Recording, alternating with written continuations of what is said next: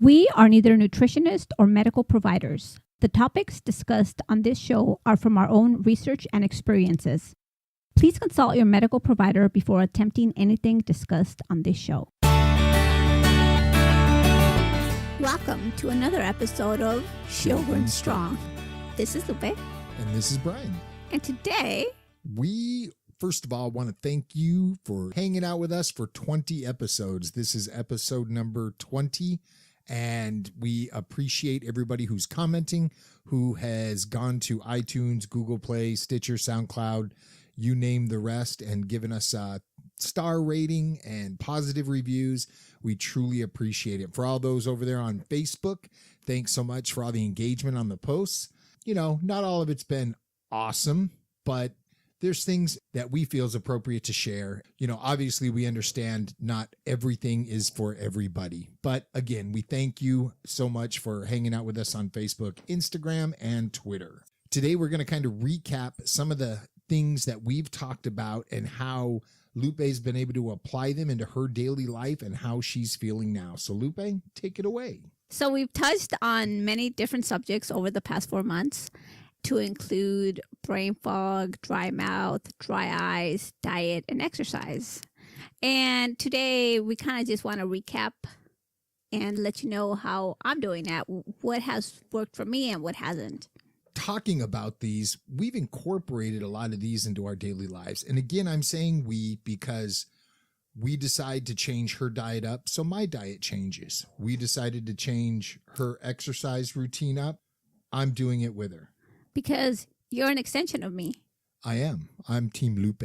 That's right. 100% all the way. Whoop, whoop. Hashtag Team Colburn. That's right. So that's why I'm saying we. And when I say we, please don't mistake that for me trying to say I have Sjogren's. I do not. But my lifestyle has changed in conjunction with Lupe's. Brian has been really supportive, and he's there for me every step of the way.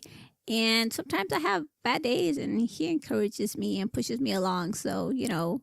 So in a nutshell, how are you feeling? Besides my cough that I have right now, I'm feeling really awesome, actually. That's good. And what one thing do you think contributes to that the most? Exercise or diet? I think it's like half and half, a little bit of both. Because let's see, if I don't eat properly, I don't have energy or the oomph that I need to exercise, right? So I stay away from sugars, except yesterday I had a sugardoodle. Snickerdoodle. Oh, yeah. I had a snickerdoodle or two. But for the most part, I stay away from sugars and dairy. And obviously this month, you know, we're staying away from meat. So that's right. We are on day 18 of our vegetarian challenge. And it's really weird for me because I am the one that does the majority of the cooking. AKA all of the cooking. And I made a dish last night, and in my mind, it tasted so much better than it actually tasted once we got it on the plate. It was edible. It was okay. It was aight. It wasn't my greatest work, but again, I'm cooking without meat, and I'm cooking with ingredients that I normally don't cook with. So there's a learning curve, but we've been doing good. 18 days, no meat. I'm feeling good. But mainly, you didn't let me add salt or Parmesan. So that's what it needed. I'm telling you. And there was fresh grated Parmesan on it. She likes that Parmesan in the little plastic green label. It's delicious. Yeah, fresh grated's better. So, but anyways, I've been staying away from sugar, from dairy, meat, and especially junk food, because when I eat junk food, I don't know how to explain it. The sugars, they go, help me out. Help me explain it. The brain fog increases with the amount of sugar she ingests. It's like instantly. I can't explain it. It just happens instantly. So when I want her to go take a nap, I offer a sweet treat. And if I take it, I'm doomed. I fall asleep. So we've been doing really good with the diet. Most importantly, both of us have been feeling really good and have had the energy to exercise.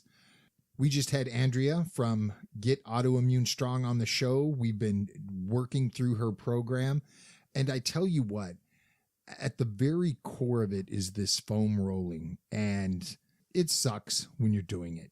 You do find spots that hurt, but that's the point. And you roll them out and you work them until it's gone or reduced tremendously. There's a spot on the back of my leg it took a few days to get rid of. But just foam rolling has made me feel more relaxed when it's time to go to bed. It has allowed me to sleep better as well. I don't wake up with as many aches and pains as I'm used to. Why don't you talk on your experiences with the exercise routine that we've been doing? So for me, for the last several months, I've had really bad lower back pain. And it's not all day, every day. It's mainly really when I'm in bed, when I lay flat. And about 15, 20 minutes, the pain is so bad, I can't stand it. And so sometimes I actually fall asleep and stay asleep for about 5 hours in bed. And I wake up and I can't move because my body's so stiff. And I don't know what's causing this pain. But the foam rolling has really helped me out. And you know what I'm going to do for you guys? I'm actually going to have Brian take a picture of me while I'm using it. And what is it, like the length of from your head to your butt, maybe? It's about 3.5 feet long, I'd say. Yeah. And so you kind of just lay on it, your head's on it, and you just kind of sink into it. You kind of just stretch out and you just stay there for about, I don't know, a minute, 2 minutes, 3 minutes, as long as you want. And it just kind of stretches your body out and it feels so good and relaxing. And the following day, it's amazing. And we've increased our weekend activity. Despite all the rain we've been having, if there's a break in the rain, we've been outside walking. If we've got nothing going on in a day, we like to go to the swap meet just to walk it. And sometimes I find really cool books because I like collecting books. And you've also picked up your walks at lunch, correct?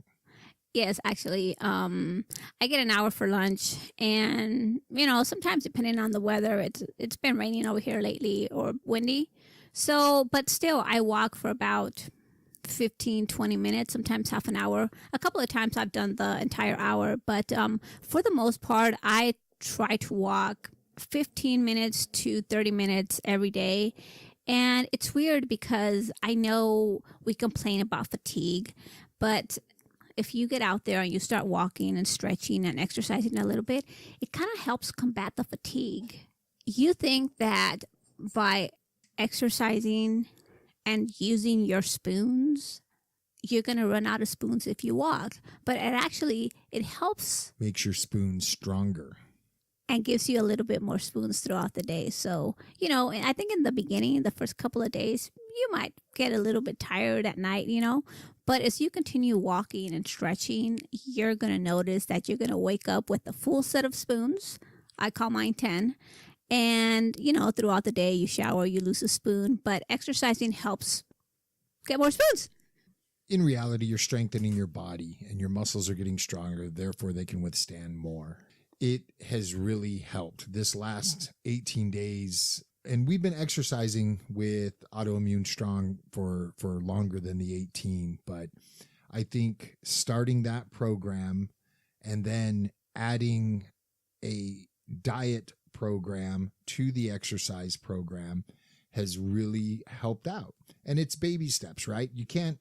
One shouldn't expect that they can change their diet, change their exercise program all at the same time. I know I can't. Too many changes in life at once. It throws me off balance. So we take baby steps. We do something positive and we make that a routine, and then we add something else positive. I think first you need to kind of prepare your body because you want to start exercising. So you kind of prepare your body. You kind of start cutting out junk food, or maybe cut out cheese, cut out milk, and that way you're going to feel better, feel a little bit stronger because you're not eating what your body wants to reject on a regular basis. So that kind of helps you prep your body. And then after a couple of days, start incorporating a few exercise routines.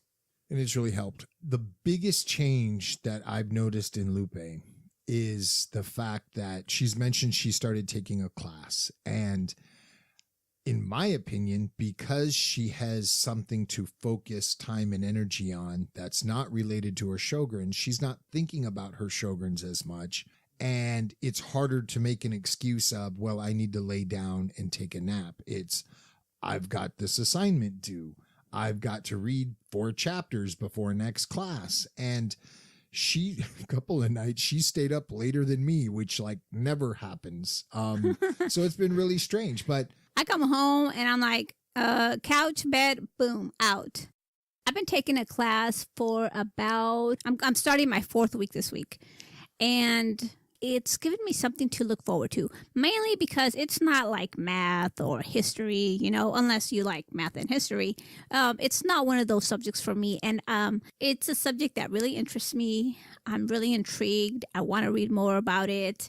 And I motivated, a lot of energy, and very, very excited about this class. And the cool thing is, we want you to think about something you're passionate about that has nothing to do with Sjogrens or any other medical condition that you have. Say it's quilting. You like quilting. Find a quilting organization, group, meetup, Facebook group. Find something that you can submerge yourself in that you're completely passionate about and progress through it. Whether it's a community college class, a city parks class, a local entrepreneur meetup, whatever it is you're excited about, but you're going to give your mind something else to think of and be consumed with. It could be Zumba, it could be scrapbooking, whatever it is that you love and that you're passionate about, give it a try. You know, like he said, it helps take my mind off the pain. Like, it's been cold lately and my body aches, but I'm so consumed in, you know, and I'm doing my homework and I'm reading and just prepping for the next class. I go twice a week.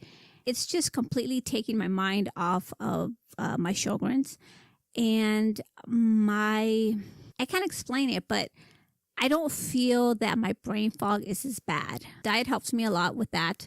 But especially now that I'm taking this class, I have something else to look forward to. And I feel like I'm using words that I haven't used in a long time that have nothing to do with this class. But I just feel like it's making me sharper and, you know. Definitely. Your brain, like any other muscle, and yes, the brain's not a muscle in your body. If you don't use it, you lose it. And, you know, think back to math. If you're in a job that doesn't utilize a lot of math, therefore you haven't utilized a lot of math in the past 5 years, decade, you know, you kind of lose those skills and you have to refresh your memory. So giving your mind something to do in conjunction with giving your body some physical activity, in conjunction with fueling your body so you can better exercise and better study and use your mind, is kind of the theme we're going with here.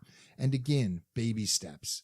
Change something up in your life for the positive and see it through for a couple of weeks, and then change something else up and see it through. And Diane Sanders said a season.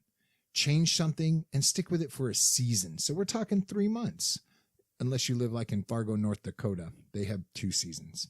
I'm surprised we have winter here this season. Yeah. So stick with it for that season and see it through, and then add something or change something and stick with it for a while. And as long as you're choosing good, positive activities or habits to work towards, things can only get better for you. I know that a lot of people have recently been diagnosed, and, you know, it's going to take you a few months to reach homeostasis. What? That's a big word for me. For your body, you know, to kind of balance out. For those of you recently diagnosed, it's going to take you a bit longer. But if you've been diagnosed for a while and you already know what your body needs to do, you just sometimes, you know, for lack of a better word, get a little bit lazy and go back to your old habits, because we all do that. I do that. But I pay for it, you know. I am going to keep this simple. If you are not taking steps to move forward, feel better, or get healthier, you can expect improvement. Set a goal, break it down into manageable tasks, schedule time for those tasks, and work towards completing them daily. Until next time, sip constantly and stay hydrated.